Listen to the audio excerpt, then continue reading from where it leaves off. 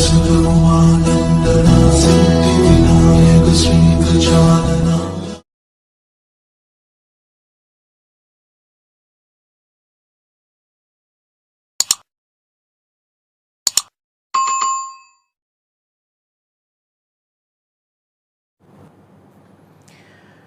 परिवर्तन प्रकृति का नियम है। संसार में अनवरत परिवर्तन की प्रक्रिया चलती रहती है और जिसने इस परिवर्तन को अपना लिया वही वास्तव में सुखी रहता है। संबंधों के साथ हम हंसते हैं, खेलते हैं, उनके साथ सुख दुख मनाते हैं, उत्सव मनाते हैं, लेकिन जब कोई संबंध हमसे बिछड़ जाता है तो हम शोक में पड़ जाते हैं, दुख में, पीड़ा में पड़ जाते हैं। जिस प्रकार पतझड़ में वृक्षों के पत्ते झड़ जाते हैं और वृक्ष उसका शोक नहीं मनाता बल्कि नए पत्तों के आने का स्वागत करता है, ठीक वैसे ही आज हम जहां हैं, जिस स्थान पर हैं, कल को उस स्थान पर कोई और होगा। यही परिवर्तन का नियम है, क्योंकि जब हम आए थे तब हमारे से पहले कोई और था और जब हम जाएंगे तो हमारे बाद कोई ना कोई और अवश्य होगा। तो यही परिवर्तन का, सृष्टि का नियम है और जिसने इस परिवर्तन के नियम को आत्मसात कर लिया, अपना लिया, वो शोक भय से मुक्त हो जाता है और वही वास्तव में वर्तमान में जी पाता है। तो स्वागत है दोस्तों आप सबका एक बार फिर से आपके अपने चैनल स्काई स्पीक्स पर। आज हम मकर राशि, मकर लगन के बारे में बात करेंगे। वीडियो को 2 भागों में बनाया जाएगा। प्रथम भाग मकर राशि वालों के लिए होगा, यानी जिनका जन्म समय चंद्रमा मकर राशि में था या जिनकी नाम राशि मकर है, और वीडियो का दूसरा व अंतिम भाग जो है मकर लगन के जातकों पर आधारित होगा। इसके अलावा यदि आप मुझसे किसी भी प्रकार का निजी ज्योतिषीय परामर्श लेना चाहते हैं दोस्तों, तो उसके लिए स्क्रीन पर मेरा व्हाट्सएप नंबर दिया गया है। आपसे निवेदन है, कृपया इस नंबर पर पहले मैसेज भेज करके परामर्श शुल्क की जानकारी ले लीजिए और यदि आपको उचित लगता है तो आप अपना अपॉइंटमेंट बुक करवा सकते हैं। आगे बढ़ते हैं, बात करते हैं ग्रहों की चाल के बारे में। राशि स्वामी शनि आपकी मकर राशि में ही है, किंतु शनिदेव इस समय वक्र अवस्था में है। इसी भांति आपके धन स्थान में कुंभ राशि में बृहस्पति हैं, वो भी वक्री हैं। राहु आपके पंचम स्थान में है, वृषभ राशि में है। मतांतर से राहु इस राशि में उच्च माने गए हैं। सूर्य एवं बुध आपके सप्तम स्थान कर्क राशि में है। बुध जो है 8 अगस्त को सिंह राशि और 26 अगस्त को अपनी उच्च राशि कन्या में प्रवेश कर जाएंगे, जो कि उनकी अपनी स्वराशि भी है। सूर्य 16 अगस्त को अष्टम भाव किंतु अपनी स्वराशि में प्रवेश कर जाएंगे। मंगल और शुक्र वहां पहले से मौजूद रहेंगे। मंगल पूरा ही महीना अगस्त का अपनी सिंह राशि अष्टम भाव में रहेंगे। शुक्र 11 अगस्त को अपनी नीच राशि कन्या राशि में प्रवेश कर जाएंगे, नवम भाव में। केतु आपके लाभ स्थान में है, वृश्चिक राशि में चल रहे हैं। तो सबसे पहले हम बात करेंगे आपके सेहत और स्वास्थ्य के बारे में। राशि स्वामी स्वयं शनिदेव इस समय वक्र अवस्था में है, उल्टी दिशा में, विपरीत दिशा में है और विपरीत दिशा से 12वें स्थान की तरफ बढ़ रहे हैं। हालांकि ये कोई इतनी चिंताजनक बात नहीं है, लेकिन इतना अवश्य है कि स्वास्थ्य में आपको शिथिलता महसूस होगी, निस्तेज रहेगा, आपका जो ऑरा है वो थोड़ा कम रहेगा, एनर्जी थोड़ी कम रहेगी, किसी कार्य में मन नहीं लगेगा और इसके अलावा आपके कार्यों में भी शनि के वक्री होने के फलस्वरूप आपके कार्यों में भी विलंब पैदा होगा।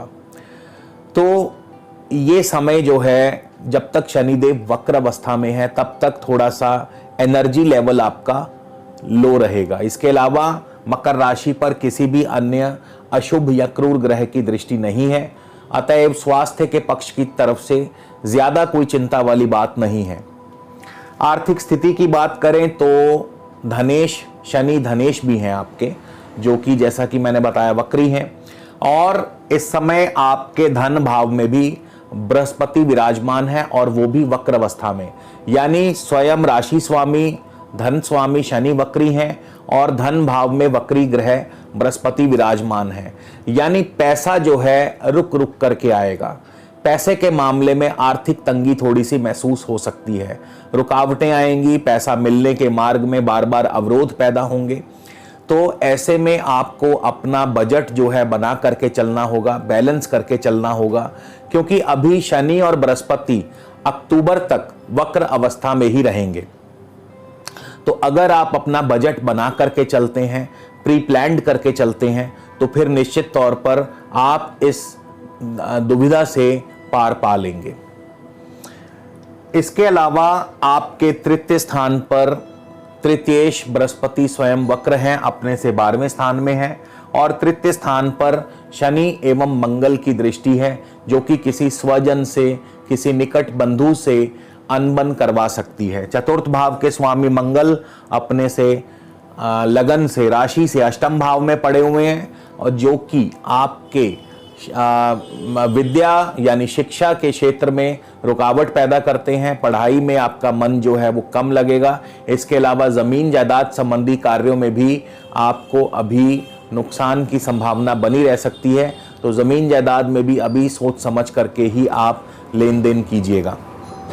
पंचम भाव के स्वामी हैं आपके शुक्र, और शुक्र इस समय अष्टम भाव में चल रहे हैं। पंचम भाव में स्वयं राहु हैं। वैसे तो राहु को पंचम स्थान में शुभ फल देने वाला माना गया है, लेकिन मेरे अनुसार राहु यहाँ पर केवल शेयर मार्केट के संबंध में शुभ फल दे सकते हैं, अचानक धन लाभ करवा सकते हैं, लेकिन अन्य मामलों में, संतान के मामले में या लव लाइफ के मामले में राहु को यहाँ शुभ फल देते हुए नहीं देखा गया। और स्वयं पंचमेश भी अष्टम भाव में है।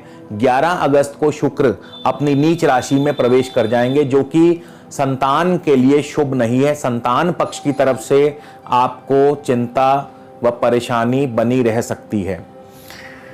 राहु जब तक पंचम भाव में है, आपके लव लाइफ में दिक्कतें पैदा कर सकते हैं, और जैसा कि मैंने बताया संतान पक्ष की तरफ से चिंता व परेशानी दे सकते हैं।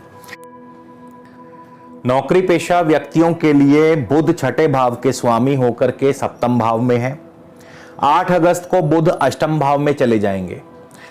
अष्टम भाव में बुध के प्रवेश करने से आपके नौकरी में दिक्कतें या चिंता या परेशानी पैदा हो सकती है, आपके कार्यों में बाधा पैदा कर सकते हैं, बॉस नाराज हो सकते हैं। यानी कि 8 अगस्त से लेकर 26 अगस्त तक जब तक बुध अष्टम भाव में होंगे तो नौकरी के लिए अनुकूल नहीं है।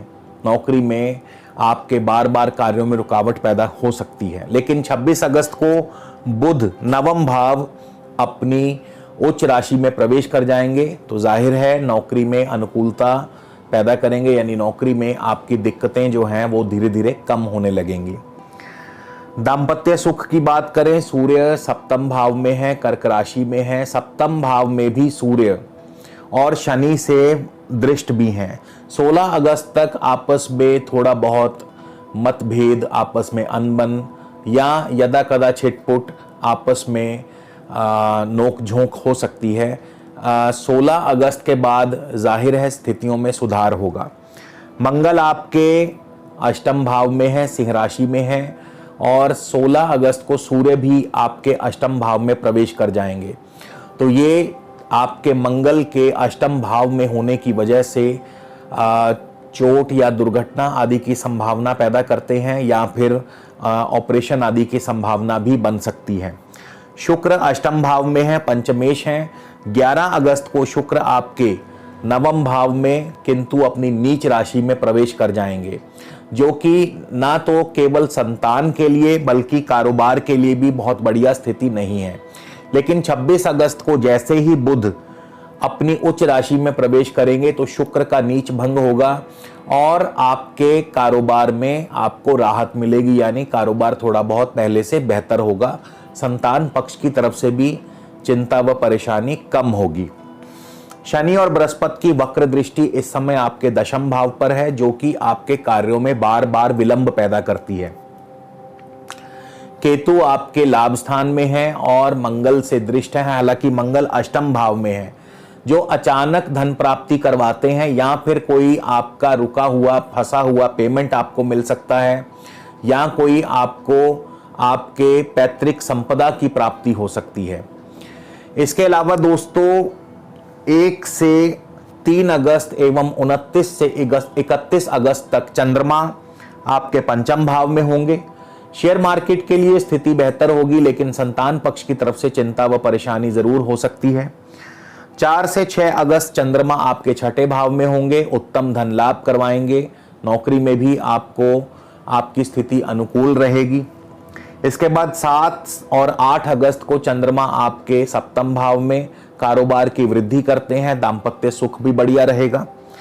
9 से 11 अगस्त को चंद्रमा आपके अष्टम भाव में होंगे, चोट आदि की संभावना, अतएव थोड़ा सावधान रहिए, धन हानि स्वास्थ्य हानि दे सकते हैं। इसके बाद 12-13 अगस्त को चंद्रमा नवम भाव में होंगे, कारोबार धीमा चलेगा, हालांकि इंपोर्ट एक्सपोर्ट में जरूर आपको फायदा होगा। 14-15 अगस्त को चंद्रमा दशम भाव में होंगे, बृहस्पति और शनि से दृष्ट होंगे, तो कार्यों में विलंब होगा। इसके बाद 16-17 को चंद्रमा आपके केतु के साथ लाभ स्थान में होंगे, आमदनी के लिए यह है युति योग सही नहीं है। 18-19 को चंद्रमा आपके 12वें स्थान में, खर्चों की अधिकता बनी रहेगी, आमदनी कम होगी। 20-21 को चंद्रमा आपके शनि के साथ मकर राशि में ही युति योग बनाएंगे, जो कि आपके स्वास्थ्य व मानसिक चिंता के लिए सही नहीं है, यानी मानसिक चिंता बनी रहेगी, स्वास्थ्य थोड़ा सा कमजोर रहेगा। 22 से 24 को चंद्रमा आपके धन भाव में होंगे, बृहस्पति के साथ वक्र अवस्था में होंगे, आर्थिक तंगी जो है वो महसूस होगी। 25-26 को चंद्रमा आपके तृतीय भाव में होंगे और यात्रा आदि में दुविधा, यात्रा आदि में कष्ट पैदा कर सकते हैं, किसी निकट भाई बंधु से अनबन करवा सकते हैं। 27-28 को चंद्रमा चतुर्थ भाव में होंगे, पारिवारिक सुख बना रहेगा। और इस प्रकार से चंद्रमा आपके 12 भावों में जिस तरह से भी मूव करेंगे, उसके अनुसार जो भी फल प्रदान करेंगे उसके बारे में हमने बात की। अब इस वीडियो के दूसरे व अंतिम भाग में हम मकर लगन के जातकों के बारे में बात करेंगे और साथ ही अगस्त के महीने में विशेष उपाय की भी चर्चा करेंगे।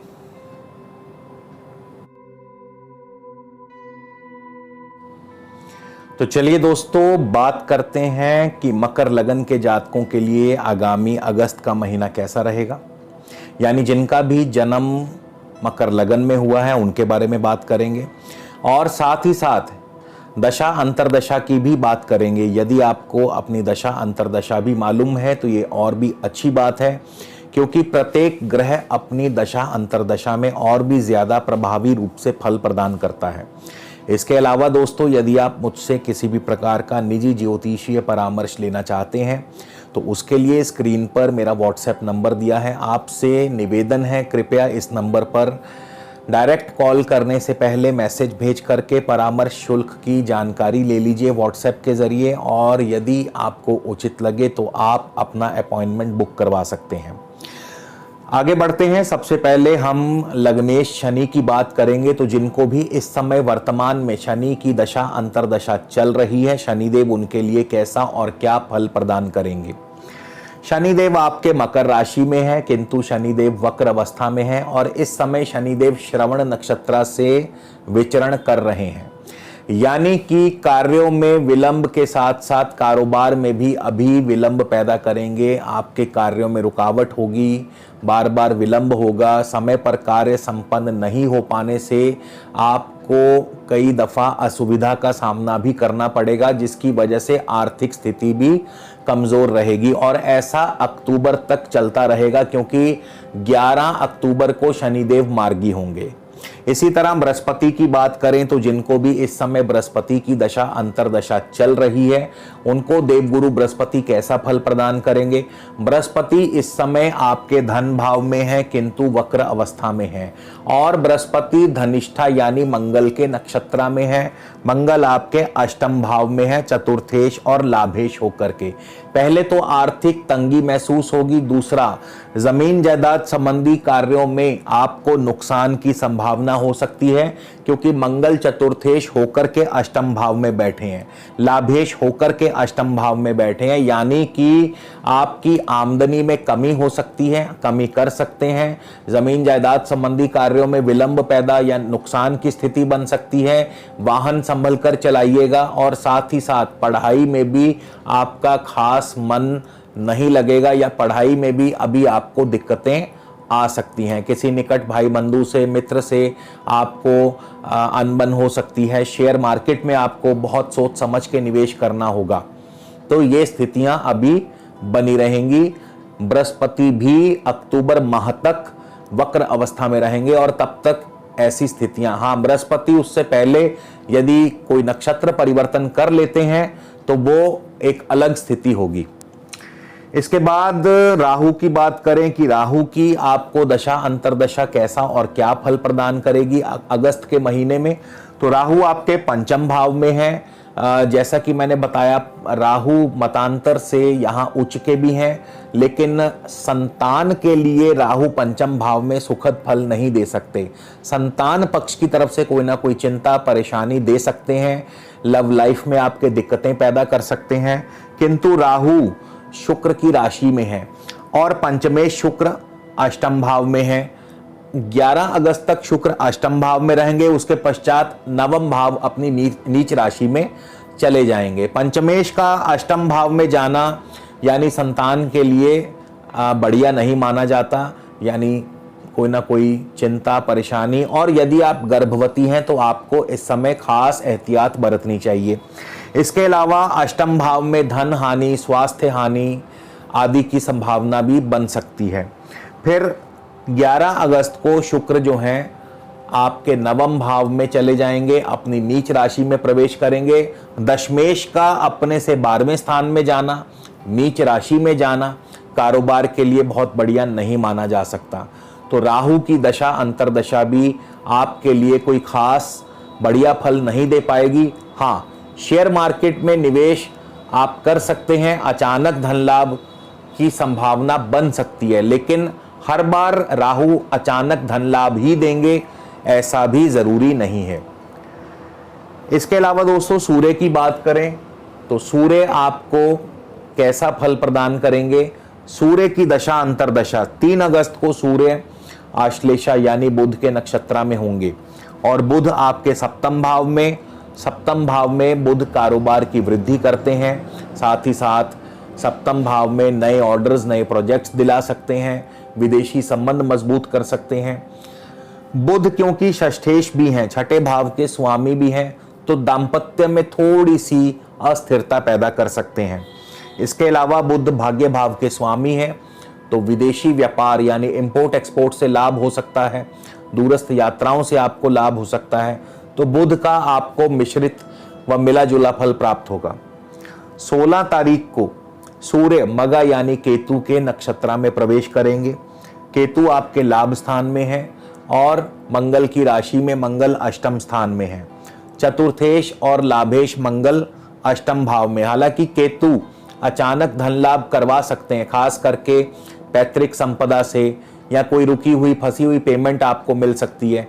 लेकिन इसके अलावा जमीन जायदाद संबंधी कार्यों में आपको नुकसान की संभावना बन सकती है। पढ़ाई में भी आप यदि विद्यार्थी हैं, शिक्षा के क्षेत्र में आपको अभी असुविधा पैदा होगी। बुध की बात करें कि बुध आपको कैसा फल प्रदान करेंगे, तो जिनको भी बुध की दशा अंतरदशा चल रही है माफ कीजिए, तो बुध की दशा अंतरदशा बुध 2 अगस्त को आश्लेषा नक्षत्र में ही होंगे। और जैसा कि मैंने बताया, स्वयं अपने नक्षत्र में बुध कारोबार की स्थिति को बेहतर करते हैं, कारोबार अच्छा चलेगा, इंपोर्ट एक्सपोर्ट से लाभ होगा, और कोई नया ऑर्डर, नए प्रोजेक्ट्स आपको मिल सकते हैं। नौकरी में अनुकूलता पैदा करते हैं। 9 अगस्त को बुध भी मगा नक्षत्र में चले जाएंगे। यहां पर फिर वही जो केतु का फल, मंगल का फल मैंने आपको बताया, वही सब फल आपको प्रदान करेंगे। यानी कि आपको नुकसान की स्थिति ज्यादा होगी। जमीन जायदाद संबंधी कार्यों से नुकसान हो सकता है। आपको पैसे का लेन देन सावधानी पूर्वक करना होगा। हाँ, पैतृक संपदा से आपको अचानक धन लाभ हो सकता है, लेकिन सबको ऐसा होगा जरूरी नहीं है। 16 अगस्त को बुध पूर्वा फाल्गुनी यानी शुक्र के नक्षत्र में होंगे। शुक्र उस समय अपनी नीच राशि में होंगे, नवम भाव में होंगे। नीच राशि में नवम भाव में शुक्र का होना यानी भाग्य के मामले में अभी भाग्य आपका साथ नहीं दे पाएगा। साथ ही साथ शुक्र दशमेश हैं, तो जाहिर है दशमेश होकर के नीच राशि में गए हैं, तो कारोबार में आपको अनुकूलता नहीं होगी, यानी कारोबार धीमा चलेगा। पंचमेश का नीच राशि में जाना संतान पक्ष की तरफ से कोई ना कोई चिंता परेशानी पैदा कर सकता है।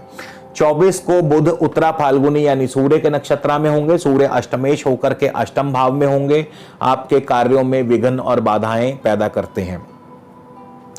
मंगल की बात करें, मंगल जो है आपके अष्टम भाव में है, मगा नक्षत्र केतु के नक्षत्र में है, और केतु आपके लाभ स्थान में है। धन लाभ अचानक दे सकते हैं, पर ऐसा जरूरी नहीं। अष्टम भाव में राशि स्वामी मंगल का होना नुकसान की तरफ ज्यादा इशारा करता है।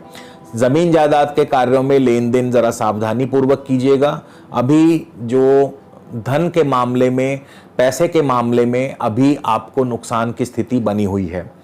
10 तारीख को मंगल भी पूर्वा फाल्गुनी शुक्र के नक्षत्र में चले जाएंगे। यहां पर भी स्थितियों में कोई ज्यादा सुधार की आशंका नहीं है, क्योंकि शुक्र भी उस समय अपनी नीच राशि में प्रवेश करने वाले होंगे। पंचमेश दशमेश शुक्र नीच राशि में संतान की तरफ से व कारोबार की तरफ से दिक्कतें पैदा कर सकते हैं।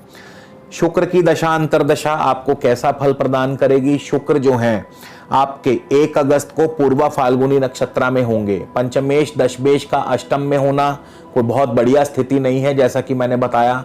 संतान पक्ष की तरफ से व कारोबार की तरफ से असुविधा रहेगी। 8 अगस्त को शुक्र उत्तरा फाल्गुनी सूर्य के ही नक्षत्र में होंगे, और अष्टमेश सूर्य आपके सप्तम भाव में दाम्पत्य जीवन में, दाम्पत्य सुख में कमी करते हैं, परेशानी पैदा करते हैं। इसके बाद 19 तारीख को शुक्र हस्त नक्षत्र यानी चंद्रमा के नक्षत्र में होंगे।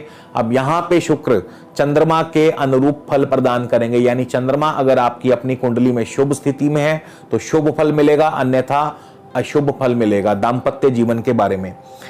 केतु आपके लाभ स्थान में है। केतु की दशा अंतरदशा में केतु वृश्चिक राशि में है, मंगल की राशि में है, और मंगल मत भूलिए पूरा ही महीना अष्टम भाव में रहने वाले हैं।